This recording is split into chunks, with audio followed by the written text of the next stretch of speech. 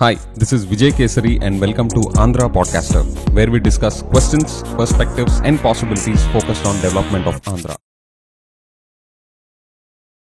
Friends, firstly Amaravati capital మీద సాక్షి ఛానల్లో ఒక గెస్ట్ వచ్చి ఆయన మాట్లాడిన తీరు రియలీ అన్ఫార్చునేట్ అండి. అన్కండిషనల్గా నేను కూడా కేటగారికలీ ఖండిస్తున్నాను. ఈ ఇన్సిడెంట్ పట్ల సాక్షి మీడియానే టార్గెట్ చేస్తున్న చూసి చాలా మంది ఇది పొలిటికల్గా రివెంజ్ తీర్చుకుంటున్నారు, ఇవి రివెంజ్ పాలిటిక్స్ అంటున్నారు. మీరందరూ రాంగ్. ఎస్, మీరందరూ రాంగ్. ఇవి రివెంజ్ పాలిటిక్స్ కానే కాదు. ఈ ఎపిసోడ్లో ఎందుకు ఇది రివెంజ్ పాలిటిక్స్ కాదంటున్నాను, దానికి మించి వెనకున్న అసలు విషయం ఏంటి అని చెప్పి I will give my reading here. Sakshi senior journalist Kommineni గారిని అరెస్ట్ చేశారు.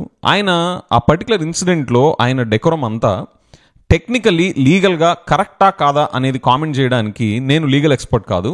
అది courts, honourable courts and honourable judges వాళ్ళ పరిధిలోకి వస్తుంది కాబట్టి దాన్ని వాళ్ళకే వదిలేద్దాం.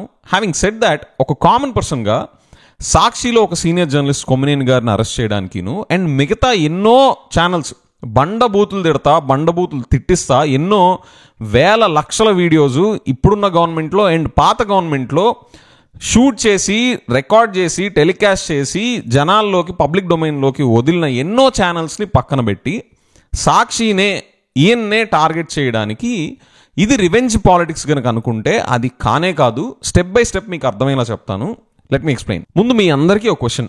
సామర్థ్యం ఉన్న రాజుకి సామర్థ్యం లేని రాజుకి తేడా ఏంటో చెప్పండి. విజయ్, ఇది రాజుల కాలం ఏంటి? ఈ క్వశ్చన్ ఎందుకంటే ఇది రాజుల కాలం కాకపోయినా డెమోక్రసీలో 5 ఇయర్స్కి ఒకళ్ళదే రూల్ ఉంటుంది కదా. సో కాంటెక్చువల్లీ మనం రాజుల కాలంలో లేకపోయినా ఇది వెరీ పర్టినెంట్ క్వశ్చన్. చెప్పండి, సామర్థ్యం లేని రాజుకి సామర్థ్యం ఉన్న రాజుకి తేడా ఏంటి? సామర్థ్యం లేని రాజు ఏం చేస్తాడంటే అతని యుద్ధంలోకి ఎంతమంది ప్రజలుంటే అంతమంది ప్రజల్ని యాక్టివ్గా యుద్ధంలో ఇన్వాల్వ్ చేస్తా యుద్ధానికి పట్టుకెళ్ళిపోతాడు. కానీ సామర్థ్యం ఉన్న రాజు ఏం చేస్తాడో తెలుసా? నిజంగా సామర్థ్యం ఉంటే ఆ రాజు ఎలా థింక్ చేస్తాడో తెలుసా? నేను చేసే యుద్ధం గెలవడానికి అసలు ఎంత తక్కువ మంది జనాల్ని, ఎంత తక్కువ మంది ప్రజల్ని, ఎంత తక్కువ మంది సైన్యాన్ని నేను యుద్ధంలో ఇన్వాల్వ్ చేయాలి అని చెప్పి ఫస్ట్ ఆలోచిస్తాడు. Because lifes are at stake కదా. సో గెలవడానికి ఎంత తక్కువ మందిని వీలైతే అంత తక్కువ మందిని ఇన్వాల్వ్ చేసి యుద్ధానికి తీసుకెళ్తాడు. ఇప్పుడు ఇది ఎందుకు చెప్తున్నానంటే, ఒక కామన్ పర్సన్గా నాకు పచ్చి బూతులు మాట్లాడిస్తా మిగతా బోలెడని ఛానల్స్ కనిపిస్తున్నా కూడా సాక్షినే పిక్ చేయడం వెనక రీజన్ ఏమై ఉంటుందంటే, సిబిఎన్ గారు అడ్మినిస్ట్రేషన్ అంతా జర్నలిస్ట్ కమ్యూనిటీని చీలుస్తున్నారు. They are polarising journalist community. అదేంటి విజయ్, జర్నలిస్ట్ ఆల్రెడీ వాళ్ళ పొలిటికల్ ఇంక్లినేషన్స్తో ఆల్రెడీ చీలిపోయి ఉన్నారు కదా అంటే, ఇప్పటిదాకా ఈ జర్నలిస్ట్ అందరూ వాళ్ళ పొలిటికల్ ఇంక్లినేషన్స్ వాళ్ళకు ఉన్నప్పటికీ కూడా ప్రొఫెషనల్గా వాళ్ళు జైలుకి వెళ్లే పరిస్థితి పట్ల ఏ గవర్నమెంట్ ఉన్నా వాళ్ళ జర్నలిస్టిక్ ఫ్రీడమ్ని వాళ్ళు యూజ్ చేసుకుంటా, జర్నలిస్టిక్ వాల్యూస్కి వాళ్ళు లోబడి వాళ్ళ ప్రొఫెషన్ని వాళ్ళు డెలివర్ చేస్తూ ఉన్నారు. ఏ గవర్నమెంట్ ఉన్నా ఇన్సిడెంట్స్ రిపోర్ట్ చేయడం, పాలసీస్ని క్రిటిసైజ్ చేయడం లేదా అప్రిషియేట్ చేయడం చేస్తూ వచ్చారు. ఏ గవర్నమెంట్ ఉన్నా ఇప్పటిదాకా జైళ్ళకి వెళ్ళాలి అనేది వాళ్ళ జాబ్ డిస్క్రిప్షన్లో లేదు. కానీ ఇప్పటి నుంచి కొత్తగా ఆ పరిస్థితి పట్టిస్తున్నారు అనేది నా రీడింగ్. మరి ఇది రివెంజ్ పాలిటిక్సే కదా విజయ్ అంటే, స్టే విత్ మీ. నేను స్టార్టింగ్ ఎగ్జాంపుల్లో సామర్థ్యం లేని రాజు యుద్ధంలోకి ఎలా వెళ్తాడు అనుకున్నాం? అతని దగ్గర ఎంతమంది ప్రజలుంటే అంతమందిని తీసుకొని యుద్ధంలోకి వెళ్ళిపోతాడు అన్నానా? ఇప్పుడు కూడా సిబిఎన్ గారు ఆయన అప్రోచ్లో ఏం కనిపిస్తుందంటే, జర్నలిస్టులను కూడా చీల్చి వాళ్ళకి ఆప్షన్ లేకుండా కంపల్సరీగా ఆయనతో పాటు ఆయన వైపు యుద్ధం చేస్తా యాక్టివ్గా యుద్ధంలో ఇన్వాల్వ్ చేసుకుంటా తీసుకెళ్లిపోతున్నారు. ఆయనకి ప్రొఫెషనల్గా పాలసీస్ పరంగా వ్యతిరేకంగా ఉంటే వాళ్ళకి ఏ పరిస్థితి పడుతుందో చూపిస్తున్నారు. ఎలా చెప్తున్నావు విజయ్ అంటే, మీరు పొలిటికల్ ఇంక్లినేషన్స్ కాసేపు పక్కన పెట్టి చూడండి. ఎంత పచ్చి బండబూతులు తిట్టించే ఛానల్స్ ఎన్ని లేవు? వాళ్ళ నుంచి ఎన్ని వేల లక్షల వీడియోస్ వచ్చుంటాయి ఇన్ని సంవత్సరాలుగా. ఆ ఛానల్స్ అన్నిటినీ పక్కన పెట్టి సాక్షినే పిక్ చేయడానికి రీజన్ ఏమవుద్ది? It's clearly visible to me. మరి ఇదంతా రివెంజ్ పాలిటిక్సే కదా విజయ్. రివెంజ్ పాలిటిక్స్ కాదంటావేంటి అంటే, కాదు, అసలు కథ ఇప్పుడే మొదలవుతుంది. వినండి. ఇక్కడ సాక్షి మీడియాని టార్గెట్ చేశారు కదా, కొమ్మినేని గారిని అరెస్ట్ చేయడం అంతా.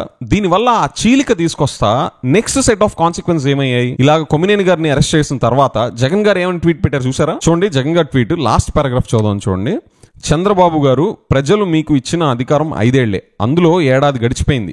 4 ఏళ్ల తర్వాత మీరు చేసిన అన్యాయాలు, అక్రమాలు, అధికార దుర్వినియోగానికి ప్రజలకు తప్పకుండా సమాధానం చెప్పాల్సి ఉంటుందని, చేసిన తప్పులకు బాధ్యత వహించాల్సి ఉంటుందని గుర్తుపెట్టుకోండి. చెడు సంప్రదాయాలకు నాంది పలుకుతూ ఇవాళ ఏది విత్తుతారో రేపు అదే పండుతుంది, అది రెండింతలు అవుతుంది, మర్చిపోకండి. దీని అర్థం ఏంటి?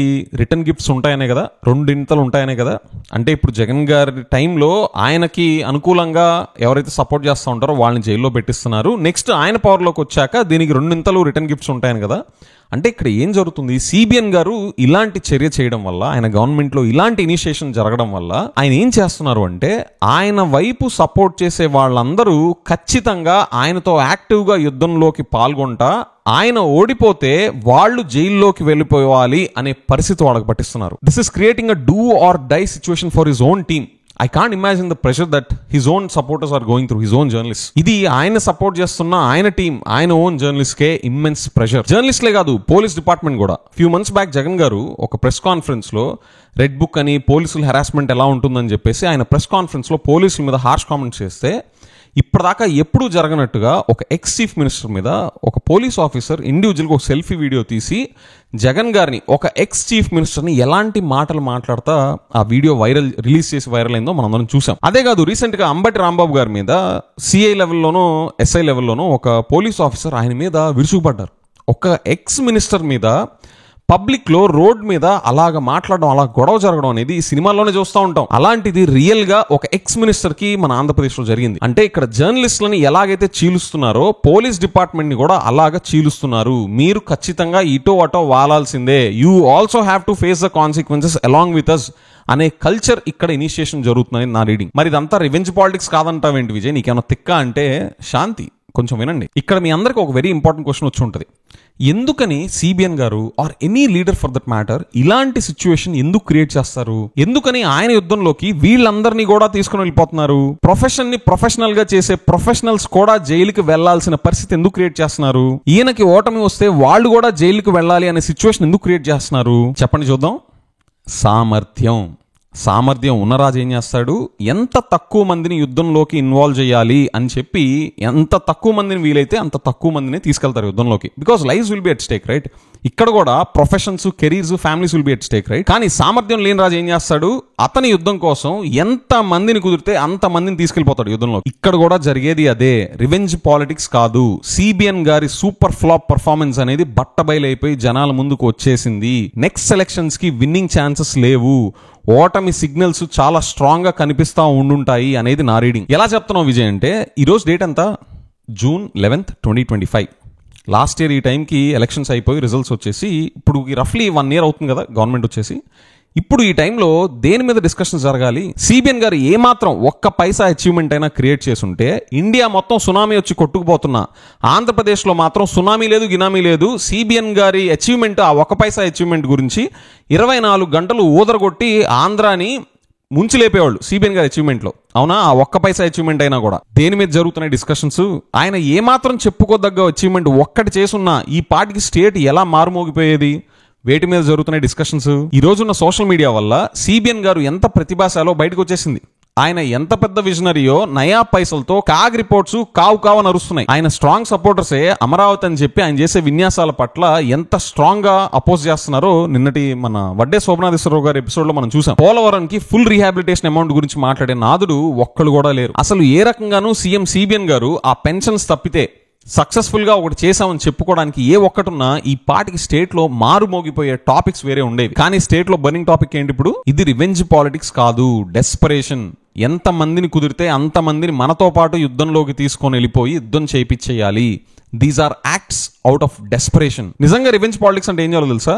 జగన్ గారిని జనాలు మర్చిపోయే లెవెల్లో సిబిఎన్ గారి గవర్నెన్స్ డెలివర్ చేస్తా జనాల నుంచి అప్రిషియేషన్స్ తెచ్చుకుంటా ఉండాలి. ఆయన పర్ఫార్మెన్స్ ఏంటో చూస్తున్నాం కదా. ఆయన గురించి భజన చేసేవాళ్ళు చెప్పేది కాదు, కాగ్ రిపోర్ట్స్ చూస్తే మ్యాటర్ మొత్తం అర్థమైపోద్ది. డజన్లు కొద్ది రిపోర్ట్స్ చూపిస్తా, డేటా పాయింట్స్ చూపిస్తా. జగన్ గారు 2-2.5 గంటల పాటు ప్రెస్ మీట్లు పెట్టి గవర్నమెంట్ని క్వశ్చన్ చేస్తుంటే, సిబిఎన్ గారిని క్వశ్చన్ చేస్తుంటే వాటికి కౌంటర్లు ఉండకుండా వాటన్నిటిని పక్కన పడేసి పనికి మాలిన చెత్త తీసుకొచ్చి మాట్లాడుతూ ఉంటారు. సత్యసాయి డిస్ట్రిక్ట్ లో 9th grade అమ్మాయిని 14 మంది 6 నెలల పాటు రేప్ చేస్తుంటే వాళ్ళ మీద సిబిఎన్ గారు, పవన్ కళ్యాణ్ గారు రెస్పాన్స్ ఏంటి? ఈ 1 year లో 188 ఉమెన్ అండ్ గర్ల్స్ మీద రేప్ జరిగితే, 15 మంది మీద రేప్ చేసి మర్డర్ జరిగితే ఎలాంటి యాక్షన్ తీసుకుంటున్నారు సిబిఎన్ గారు, పవన్ కళ్యాణ్ గారు? అండ్ మీరు అనుకుంటారేమో సడన్ గా 1 year తర్వాతే రియలైజ్ అయిపోయాము ఇదంతా ఇంకా ఫెయిల్యూర్ అయిపోతుంది అని చెప్పేసి అనడానికి లేదు. ఎప్పుడైతే సంక్షేమం చేయడానికి డబ్బులు లేవు, చూస్తుంటేనే భయం వేస్తుంది, అప్పులు ఇచ్చేవాళ్ళు లేరు అనే నరేటివ్ మొదలు పెట్టారో, those were the early science of this upcoming disaster. 6 to 9 months ముందు నుంచే ఈ సిగ్నల్స్ వస్తా ఉన్నాయి, మీరు క్లోజ్ గా గమనిస్తే. ఇవి రివెంజ్ పాలిటిక్స్ కాదు, డిఫెన్స్ లో పడిపోయారు సిబిఎన్ గారు and team. These are actions out of desperation.